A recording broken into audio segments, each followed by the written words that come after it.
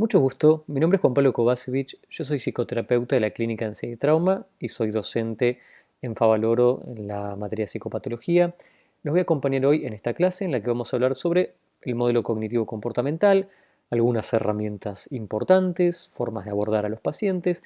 Vamos a ver cómo podemos trabajar de manera conjunta, psicólogos clínicos con terapeutas ocupacionales, y sobre el final vamos a hablar un poquito sobre mindfulness. Primero, comentar que en realidad no se trata de la terapia cognitivo-comportamental, sino de las terapias cognitivo-comportamentales, ¿sí?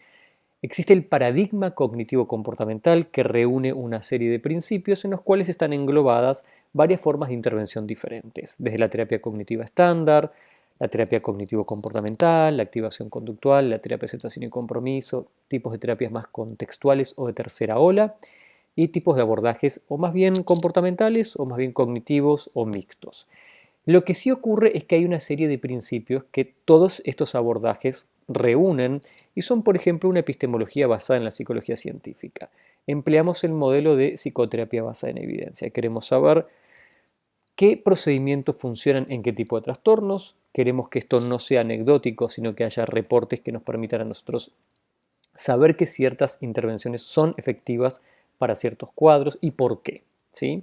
Además, estamos siempre focalizados en el presente. Trabajamos desde el presente, aunque eso implique ir hacia el pasado como una herramienta esencial. Los problemas sobre los que vamos a trabajar son los que el paciente presenta en este momento. Incluso cuando estos problemas vengan de cosas que ocurrieron en el pasado. Ahora lo vamos a explicar un poquito mejor, pero la terapia se focaliza en, ok, ¿cuáles son los objetivos que el paciente tiene ahora? ¿Cuáles son los obstáculos que el paciente está sufriendo en este momento? ¿Y de qué manera podemos ayudarlo para que de aquí en adelante el paciente pueda lograr aquellas cosas que se está proponiendo como objetivos terapéuticos? Existe lo que se llama empirismo colaborativo o relación colaborativa. Todo el tratamiento consiste en que paciente y terapeuta trabajen de manera conjunta, ¿sí? No hacemos nada que el paciente no quiera, los trabajos los hacemos entre paciente y terapeuta, se pactan actividades, se pactan tareas y esto no es que corre por cuenta de uno o por cuenta del otro, sino que corre en equipo, ¿sí? Somos un equipo en el cual nos proponemos un objetivo y buscamos las maneras de conseguirlo. Estamos orientados a generar herramientas y ofrecérselas al paciente para que luego él pueda ser su propio terapeuta. La idea no es que el paciente dependa de un terapeuta, sino que el paciente pueda aprender herramientas, estrategias e intervenciones que luego le permitan sentirse bien sin la necesidad de acudir a la terapia. Con lo cual, todo lo que se va trabajando es para que el paciente pueda aprenderlo y aplicarlo en su propia vida. Eso también implica esto de el vínculo colaborativo, ¿sí?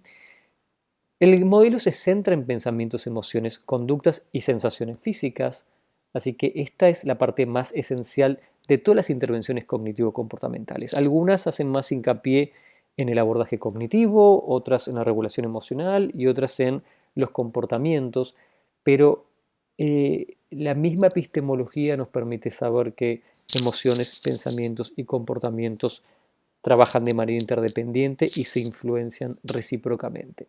Con lo cual, no importa tanto sobre cuál de estas puertas nosotros querramos trabajar, sino que cuando trabajemos sobre una, vamos a estar trabajando sobre todas las otras también. Este es un tipo de tratamiento muy activo, hacemos ejercicios juntos, desde role-playing, trabajos de activación conductual, trabajos de exposición, hacemos registro emocional, buscamos ir evaluando cómo las emociones y las sensaciones físicas van cambiando a lo largo del tiempo, nos proponemos objetivos y vamos evaluando los obstáculos que aparecen, los logros que tenemos, trabajamos con role-playing, tenemos una diversidad de estrategias terapéuticas muy amplias, pero en todas el tratamiento es activo. No hay un terapeuta que escucha a un paciente hablar permanentemente, sino que se trabaja en forma conjunta y siempre se está haciendo algo a lo largo del tratamiento. Acotadas en el tiempo no implican que tengan una duración establecida, ya que dependiendo de la gravedad del cuadro, el tipo de trastorno, la comorbilidad o no y la disposición del paciente a comprometerse con su propio proceso terapéutico, un tratamiento puede durar más o menos, pero la idea siempre es que el paciente ingrese en una fase en la cual aprende de qué se trata su problema y cómo puede ayudarlo este modelo de tratamiento, genere herramientas y habilidades, luego se evalúe si se han incorporado y si se han naturalizado y generalizado a su entorno, y luego viene el alta. O sea que la idea es que el tratamiento tenga un principio y un fin, y en muchos casos este tiempo es relativamente breve. El empleo de instrumentos de evaluación nos permite a nosotros por ir midiendo la mejoría o no del paciente, su evolución, su progreso, también emocionalmente cómo le afectan las cosas, nos permite armar jerarquías, nos permite registrar niveles de malestar, niveles de cambio, son herramientas muy importantes para nosotros. Ahora vamos a algo central del modelo cognitivo comportamental. Para cualquier aplicación y cualquier intervención, este principio, como decía hace un ratito, es esencial, y es que pensamientos, emociones, comportamientos y sensaciones físicas están permanentemente influyéndose de manera recíproca. Siempre que yo estoy pensando algo, va a haber una emoción coherente con ese contenido mental, va a haber una sensación física coherente con ese contenido mental y emocional, y va a haber un comportamiento también coherente con todo este contenido. Yo puedo ingresar desde el pensamiento como puedo ingresar desde la conducta. Cuando una persona se comporta de cierto modo, hace algo, supongan juega al fútbol o realiza una actividad de relajación, eso también está influyendo en cómo se siente emocionalmente, qué es lo que está ocurriendo en su cuerpo y qué tipo de contenido mental tiene en ese momento. Entonces, ya sea que entremos por un lado o por el otro, como explicaba hace un ratito, siempre vamos a estar trabajando sobre todo esto.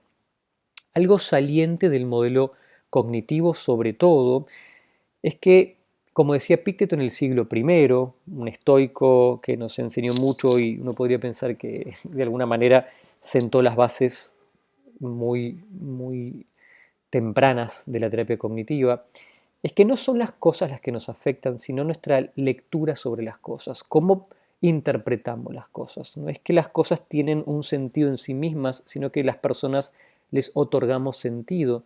Y son esos sentidos que otorgamos los que llevan a que nos sintamos y actuemos de una manera o de otra. Esto nos permite entender que distintas personas, quizás ante una misma situación, puedan sentirse o leer esa situación de maneras diferentes, o una misma persona en distintos momentos puede llegar a analizar una misma situación de un modo distinto a como lo había hecho previamente, ¿sí? Esto nos permite entender en qué se va a basar el modelo cognitivo comportamental. Si no son los eventos de la realidad los que nos afectan, sino las lecturas que nosotros hacemos o las formas en las que nosotros nos relacionamos con esos contenidos, pues entonces vamos a tener un campo de intervención para generar cambios. Tratamos de que los pacientes entiendan la relación que hay entre las formas en las que ellos piensan y cómo se sienten y cómo actúan. Esto es algo esencial dentro del paradigma cognitivo-comportamental. No evaluamos a los pensamientos, a las emociones o las conductas como buenas, malas, como lógicas o ilógicas. Esto se hizo en el pasado, pero actualmente nos interesa más saber si son funcionales o no. Ciertos contenidos o ciertas experiencias emocionales o ciertos comportamientos pueden ser útiles para nosotros en un entorno y ser inadecuados en otro. Es bastante entendible que en una situación de pandemia como la que estamos viviendo, una persona sienta miedo, sienta inseguridad a la hora de salir a la calle y quizás se lave las manos con frecuencia. Ahora, si uno evalúa estos mismos comportamientos en una situación, por ejemplo, de prepandemia, a lo mejor pensaría que pueden llegar a ser exagerados. No cumplen la misma función en un contexto y en otro. Lavarme las manos cada vez que toco algo en el exterior en una situación de pandemia puede ser una conducta saludable y quizás en una situación previa podría ser un poco exagerada y hasta en algunos casos acercarse a lo que es un trastorno obsesivo compulsivo. Por eso es que asimismo el contenido mental o emocional o el conductual lo vamos siempre a evaluar en función del contexto en el que se produce y si nos sirve o no nos sirve, no los vamos a juzgar per se. Tenemos diferentes estrategias para trabajar sobre los pensamientos, las conductas y las emociones. Las herramientas cognitivas nos van a permitir entrar por el lado de las cogniciones y los pensamientos. La regulación emocional nos va a ayudar a trabajar más bien sobre la esfera emocional y todas las herramientas o intervenciones comportamentales nos va a ayudar a generar cambios desde el comportamiento. Como les dije antes, recuerden que hay una relación recíproca y una influencia directa entre todos estos niveles. O sea que siempre cuando intervengamos en uno, vamos a estar interviniendo sobre los otros también. Trabajar con objetivos terapéuticos es no perdernos en la sesión, es poder estructurar una sesión de modo tal que nos dé la posibilidad de mantener siempre un foco. Nosotros acordamos con el paciente cuál es el objetivo terapéutico en cierto momento, qué es lo que nos proponemos lograr, ya que vamos a tratar de ser consistentes. Vamos a impedir que diferentes cosas que acontezcan a lo largo de la semana nos quiten permanentemente el foco, dado que eso prolongaría mucho un tratamiento o nos impediría sentir que realmente estamos resolviendo algo de manera concreta. El tener un objetivo terapéutico nos permite trazar un camino para lograrlo, una metodología y poder ir evaluando cuánto nos acercamos y si estamos trabajando de manera correcta o no. Un tratamiento puede tener diversos objetivos terapéuticos. Yo puedo comenzar con uno y una vez conquistado, luego ir hacia otros objetivos terapéuticos.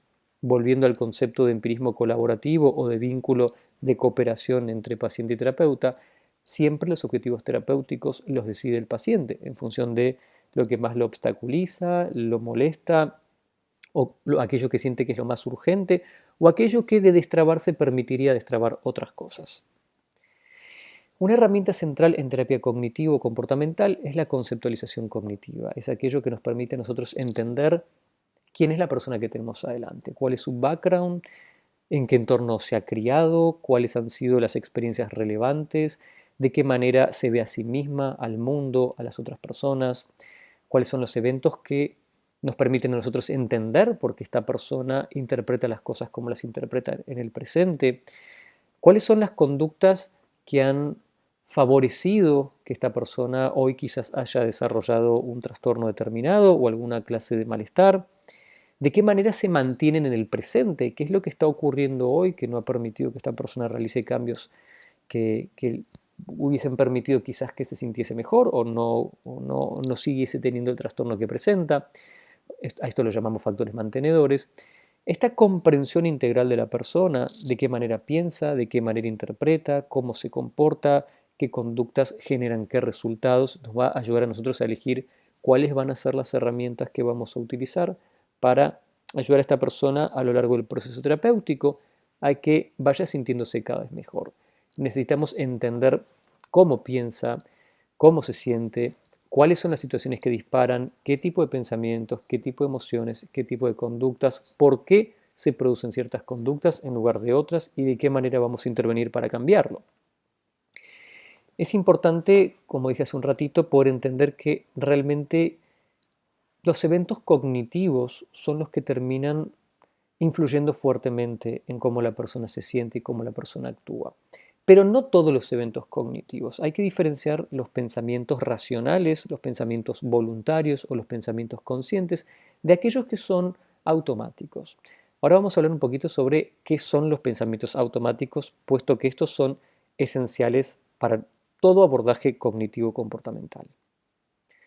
Los pensamientos automáticos tienen una característica esencial, y perdónenme la redundancia, son automáticos. No son voluntarios, no aparecen en mi mente porque yo quiero, simplemente aparecen de manera autónoma.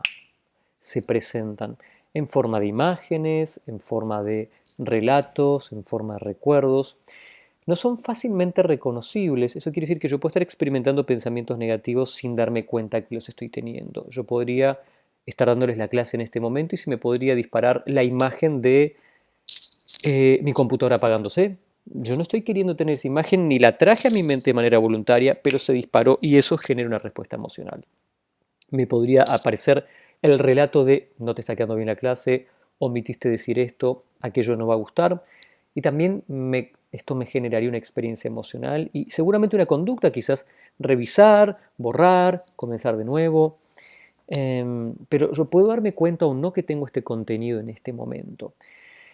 Cuando hablamos de cascada o bola de nieve, esto implica que a veces un pensamiento aparece en nuestra mente y luego empieza a desplegar toda una serie de otros pensamientos. Quizás el pensamiento no quedó bien la clase, conlleva el pensamiento no te salen bien las cosas, últimamente las clases no salen bien, no gusta el contenido que estás haciendo, seguramente te echen, no seas exitoso en lo que haces. te conviertas en un tipo que trabaje de otra cosa y toda una serie de pensamientos con estas características negativas, con estas características automáticas, involuntarias, categóricas, ¿no? Esto es de este modo, terminan llevando a que uno experimente una emoción coherente con este contenido. Es muy importante entender que estos son los pensamientos que producen un efecto más fuerte sobre las emociones y que muchas veces no nos damos cuenta. Entonces, tanto en nosotros mismos o con nuestros pacientes, lo que vamos a hacer es intentar detectar cuáles son estos pensamientos, en qué situaciones se presentan, qué experiencia emocional generan y de qué manera la persona se comporta cuando las tiene. Otras características es que son contexto dependientes, se presentan en ciertas situaciones en particular. Por ejemplo, yo podría tener pensamientos ligados a el desempeño de esta clase en el contexto de estar dando esta clase. Quizás si estuviese cocinando podría aparecer el pensamiento de que me va a salir mal la comida o a nadie le va a gustar o los ingredientes están vencidos y me pueden hacer daño. En ciertos contextos aparecen estos contenidos. Suelen ser frases cortas. Me salió mal, no va a gustar, tengo una ACV, tengo cáncer, me contagié coronavirus, esta tos es una neumonía. Suelen ser afirmaciones breves, pero tremendamente poderosas en su capacidad de impactar emocionalmente.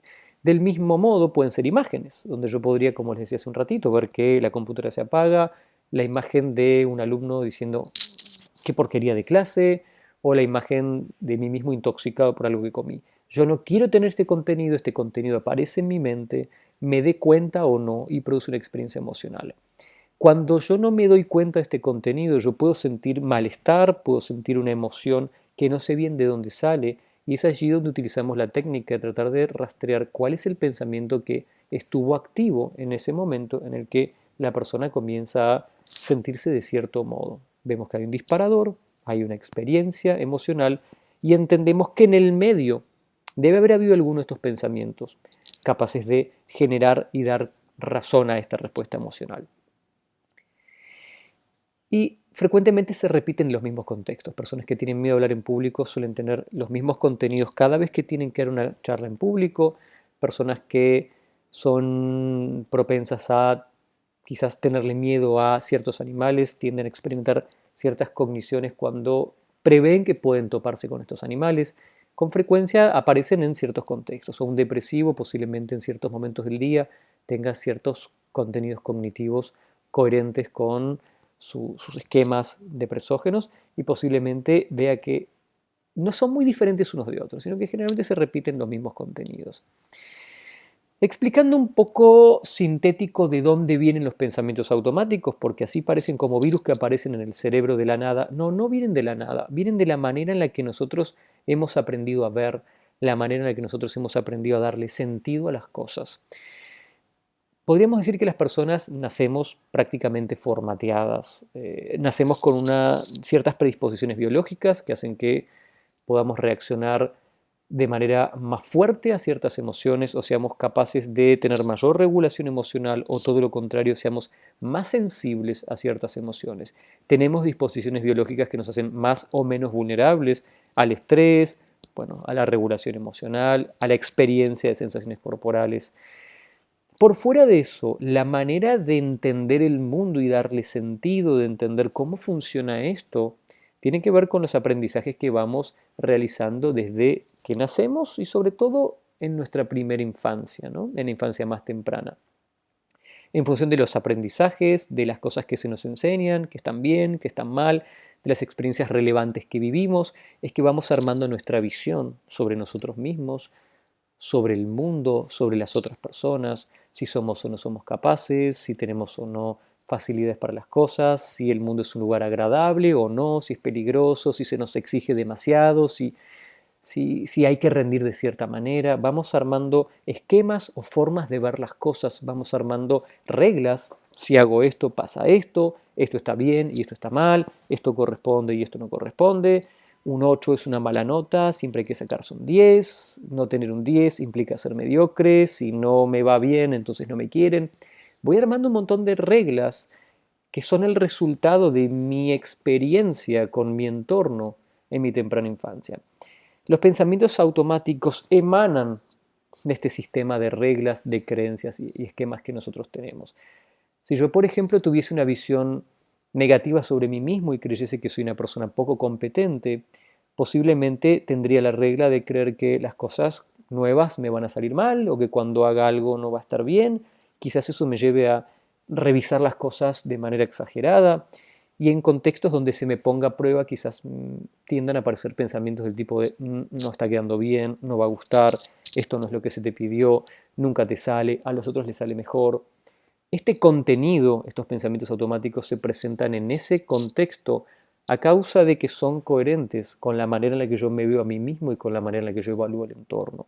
Todo esto es importante para nosotros porque vamos a trabajar directamente tanto sobre los pensamientos automáticos como sobre las formas más profundas en las cuales los pacientes interpretan su realidad, su entorno, se ven a sí mismos, ven a los demás y ven al mundo. Vamos a hablar un poco ahora sobre qué son las distorsiones cognitivas y por qué son importantes en terapia. Las distorsiones cognitivas son importantes porque son patrones a través de los cuales nosotros tendemos a darle significado a las cosas. Son en realidad sesgos a la hora de observar, a la hora de interpretar una situación. En realidad tienen una significación evolutiva. Esto quiere decir que en algún momento han sido útiles para nosotros.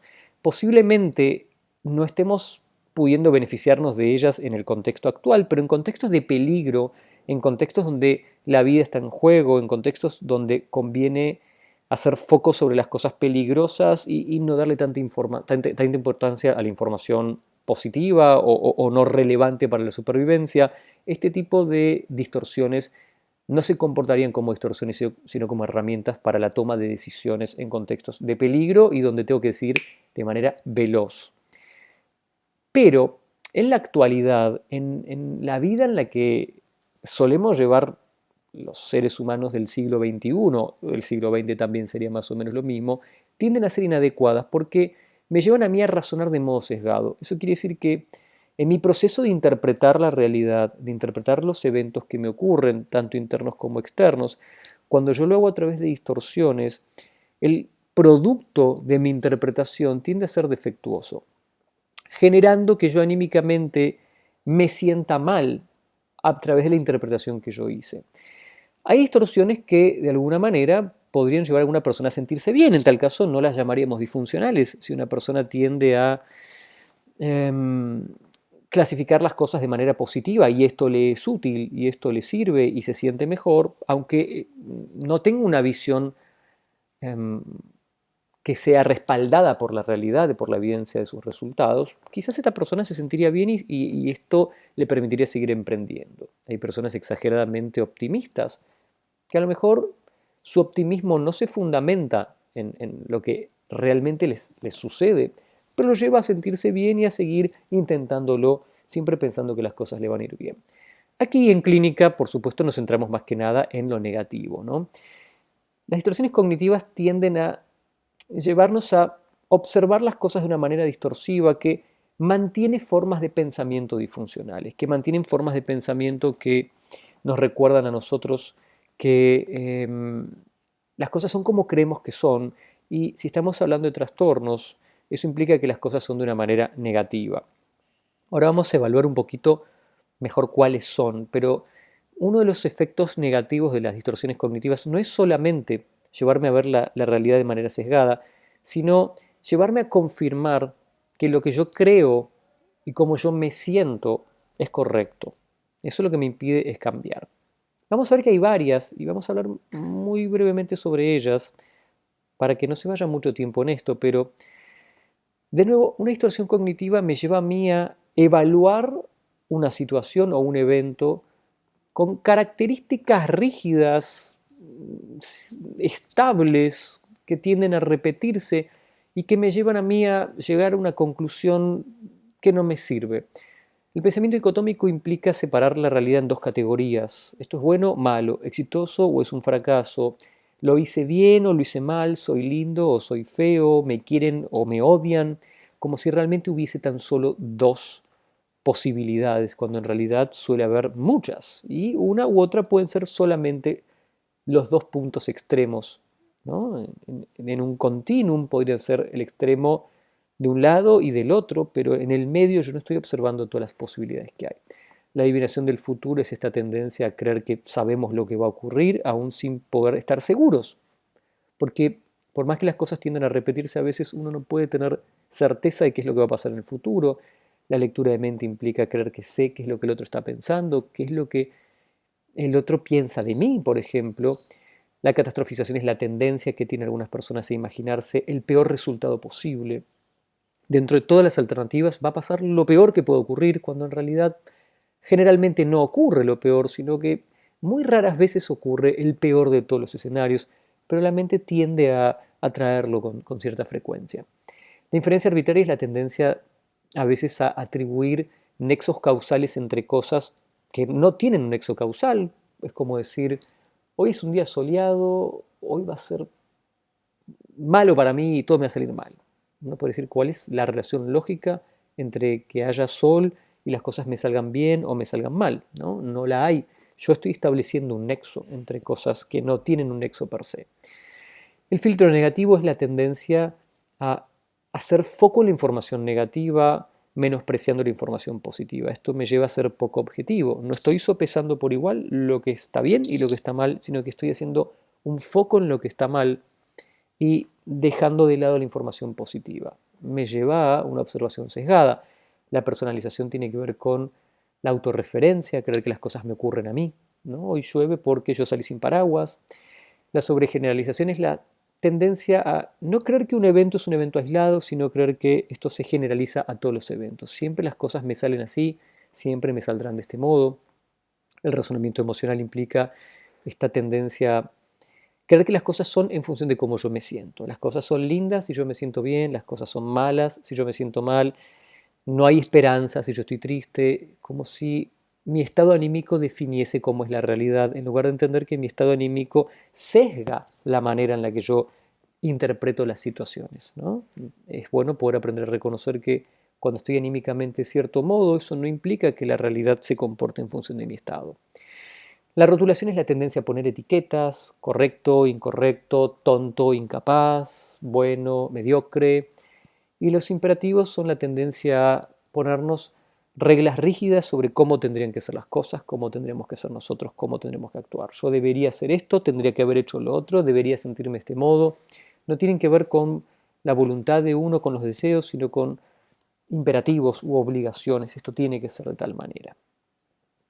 Ahora, saliendo un poquito del modelo teórico y de cómo los pensamientos, emociones y comportamientos se interrelacionan y de qué manera una persona puede llegar a sentirse de cierto modo a través de ciertas distorsiones cognitivas o de ciertas formas de ver al mundo, de verse a sí mismo y ver a los otros, lo que queremos ver es cómo intervenimos los clínicos, qué herramientas utilizamos para ayudar a que una persona pueda sentirse mejor haciendo uso de esto que veníamos hablando recién, que son las distorsiones, los pensamientos automáticos y los esquemas que hacen que las personas tiendan a darle sentido a la realidad.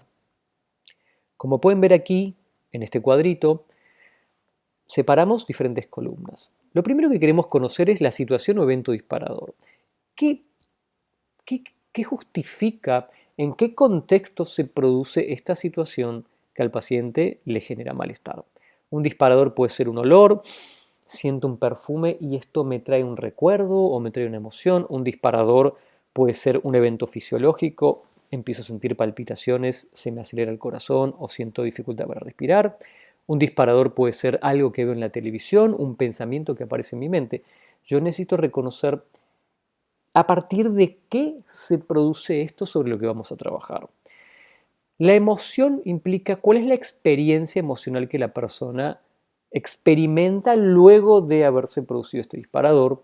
El pensamiento automático es cuál es el contenido que apareció en la mente a causa de este disparador. A veces situamos la emoción antes del pensamiento, no porque la emoción preceda al pensamiento automático, sino porque muchas veces es más fácil reconocer la emoción que el pensamiento. Cuando les explicaba pensamientos automáticos, les comenté que no siempre son conscientes, no siempre son fácilmente detectables. A veces experimentamos una emoción y no sabemos muy bien cuál es el contenido mental. Por ende, ahí es donde vamos a buscar cuál es el contenido que estuvo presente en ese momento. La conducta o respuesta es ¿De qué manera se comporta la persona en este contexto en el cual apareció este disparador, se sintió de esta manera, tuvo este contenido mental? Pues, ¿qué hizo? Y la consecuencia nos permite entender por qué algunos comportamientos se repiten con el paso del tiempo, aun cuando no son funcionales. En este ejemplo podemos ver el caso de un estudiante que tiene que estudiar para un examen o tiene que presentar un trabajo. Cuando tiene que hacer esto empieza a experimentar la emoción de ansiedad o podría experimentar frustración.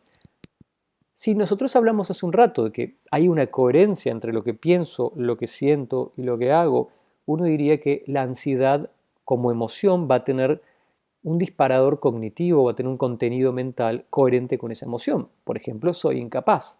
Difícilmente una persona que se cree incapaz teniendo que preparar un examen se sienta feliz, confiada o alegre.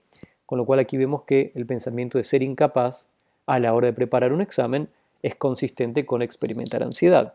¿Qué hace esta persona? Posterga el estudio. ¿Por qué? Porque cuando posterga y corta el contacto con aquella cosa que le genera el pensamiento de incapacidad y la emoción de ansiedad, la persona experimenta un alivio de su malestar. Baja la ansiedad, baja el malestar. En el corto plazo esto sería útil, pero como nuestra vida no se desarrolla en el corto plazo, sino que solemos vivir bastante tiempo, la consecuencia a largo plazo es que esta conducta se cronifica y la persona sigue ansiosa, lo único que logra es demorar comenzar con el estudio y luego se desorganiza. Entonces nosotros aquí empezamos a ver cómo podemos intervenir con esto. Vamos a ayudar al paciente a detectar qué tipo de situaciones funcionan como disparadores, cuáles son los pensamientos automáticos que aparecen en su mente en ese momento, qué tipo de emociones experimenta, cómo se comporta y qué es lo que ocurre. Luego vamos a analizar el pensamiento automático, si entramos por el lado más cognitivo, o el comportamiento, si entramos por el lado más conductual. Pero recuerden que siempre trabajamos sobre todas estas áreas. Yo podría aprender a cuestionar el pensamiento de incapacidad, ¿no? Me apareció el pensamiento de que soy incapaz. ¿Ok? ¿Cuál es mi evidencia de que soy una persona incapaz? Empiezo a cuestionarlo. Empiezo a ver si realmente este pensamiento se basa en evidencia, si soy una persona a la que las cosas nunca le salen, o si estoy aquí quizás cometiendo distorsiones cognitivas como creyendo que existen dos categorías, capaz, me sale todo bien, incapaz, todo lo otro, y bueno, si alguna vez algo no me sale bien, entonces soy incapaz. Si de pronto este pensamiento a su vez es un poco catastrófico, donde me estoy imaginando que como soy incapaz las cosas me van a salir mal y quizás yo no tenga evidencia de que esto sea así. Al empezar a cuestionar este pensamiento, a confrontarlo con la evidencia, a ver cuán objetivo me parece, cuán realista, qué otras alternativas puede haber, la herramienta de generación de alternativas, yo aprendo a restarle credibilidad a este pensamiento. Cuanta menos credibilidad, menor la capacidad de impactar emocionalmente. También podría trabajar dejando de lado este pensamiento, no cuestionándolo, sino cambiando la conducta y a pesar de sentirme ansioso y a pesar de tener este contenido mental, continuar con el estudio. Sería una situación en la cual estoy utilizando una herramienta más de tipo comportamental. No hago foco en el pensamiento, tolerando el pensamiento y tolerando la emoción, yo actúo sobre el comportamiento. No pospongo, no procrastino, sino que continúo con el estudio, armo un programa, armo un cronograma de estudio y genero mis momentos de espacio y trato de obligarme a estudiar de todos modos. Son dos formas de intervenir diferentes con una situación muy similar. ¿Cuáles son las herramientas con las que generalmente los clínicos estamos más familiarizados en terapia cognitivo-comportamental?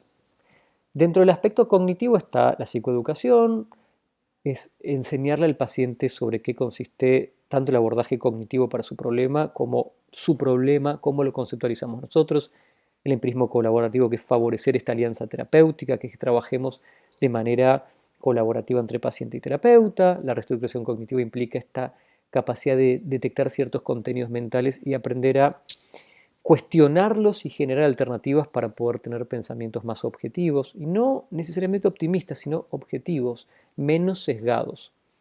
La resolución de problemas implica aprender protocolos o algoritmos para resolver problemas, en pasos. Biofeedback se utiliza mucho en ansiedad social, que implica poder grabar mi performance para ver si es coherente con lo que se ve con lo que yo estaba pensando. El análisis de creencias positivas, sobre preocupaciones se utiliza mucho en ansiedad generalizada, que es, muchas personas creen que pensar de manera negativa o tender a preocuparse en algún punto reporta un beneficio, quizás no decepcionarse posteriormente, motivarse para hacer las cosas bien, eh, no ser vagas, y uno evalúa hasta qué punto son o no son útiles. Los autorregistros que nos permiten ir monitoreando. Desde el lado más comportamental tenemos el modelado, que es tomar un modelo que tiene conductas que son favorables, podría ser el terapeuta mismo. El moldeamiento, que sería ir premiando o ir reforzando una serie de pasos que nos permiten lograr una conducta que nos proponemos como objetivo. La exposición interoceptiva utilizada generalmente en pánico, en ansiedad social también, que nos permite aprender a perder el miedo y la reactividad a ciertas sensaciones corporales. Exposición situacional se utiliza para también aprender a perder el miedo o la experiencia de malestar que nos aparece en ciertas circunstancias. La exposición imaginal se utiliza mucho en estrés postraumático y en TOC, que implica también exponerme a cierto contenido mental. Esto hace que yo, de alguna manera, no reaccione con el mismo nivel de malestar que reaccionaba previamente. La exposición con prevención de rituales es utilizada sobre todo en trastorno obsesivo compulsivo. Me permite a mí disminuir mi grado de reactividad. Permite romper la tendencia que tiene el paciente a emplear compulsiones o rituales como forma de aliviar el malestar. Es una forma de aprender a tolerar ese malestar sin reaccionar a los contenidos intrusivos, que en este caso serían las obsesiones, a través del empleo de rituales como forma de disminuir el nivel de malestar. La relajación aplicada es una técnica que utilizamos mucho, sobre todo en estrés o en ansiedad generalizada, que nos permite aprender un protocolo que nos lleve a un estado de activación fisiológica cada vez menor. De nuevo, habíamos hablado de que podemos intervenir por el plano más conductual, cognitivo o emocional. Bueno, la relajación lleva a una relajación física, este tipo de protocolo por lo menos, que disminuye las cogniciones de tipo catastrófico o ansiógeno, ¿sí? El entrenamiento respiratorio se utiliza sobre todo en estrés postraumático o, a ver, se utiliza siempre que haya que ayudar a la persona a relajarse y a estar un poco más tranquila. No se recomienda en situaciones de exposición debido a que podría ser tomado como una conducta de seguridad. Así que su uso está más que nada acotado a experiencias de pánico, pero no dentro de la exposición, sino quizás como una forma de relajarse en el manejo del estrés, en el manejo de la ansiedad generalizada, que tiene buenos indicadores de eficacia, y también en el estrés postraumático. Y el reentrenamiento atencional se utiliza mucho en ansiedad social, que nos lleva a quitar la atención desde nuestros estímulos internos, como la sensación de estar ruborizados o de estar despeinados o de que nuestra mano tiembla al sostener la copa en una interacción social, y poder llevar la atención a lo que estamos haciendo. También sacar la atención del estímulo cognitivo, los pensamientos, ¿qué estará pensando de mí? Seguro que no le gustó esto, no le cayó bien esto. Sacamos la atención de allí y la llevamos a la actividad que estamos realizando, por ejemplo, estar conversando con esta persona. Bueno, hoy vamos a cortar por aquí y en un ratito vamos a continuar con la otra parte donde vamos a ver un poco más de intervención, lo que les había mencionado del puente entre psicoterapia cognitivo-comportamental y terapia ocupacional, y vamos a estar conversando un poquito sobre mindfulness. Pero no los quiero aburrir con algo tan extenso, así que bueno, hasta la próxima.